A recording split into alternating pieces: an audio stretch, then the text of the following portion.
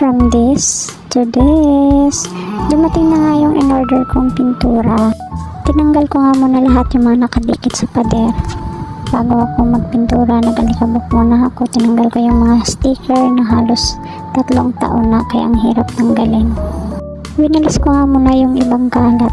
Tinulungan na nga ako ng aking mister na magtanggal ang naiiwang dikit ng sticker.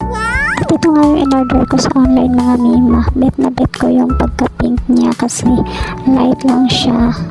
At medyo hinaluan ko nga siya ng konti kasi mas gusto ko yung mas light pa yung pagka-pink niya. Nag-start na nga ako mag-paint kasi gusto ko na makita yung result. Hapit na nga ni ang Pasko, maunang nagpanindot ko o gamay sa akong balor. Para malahi po sa akong pananaw ba, dili kay puro na puti na gani tagmata. Para inigabot gani sa Pasko, colorful, para sa atong kinabuhi, colorful. So nindot kayo ang result, guys. Di lang kayo siya klaro kay tungod sa akong lights, camera action. So diri rin ko ito bakong video. Bye!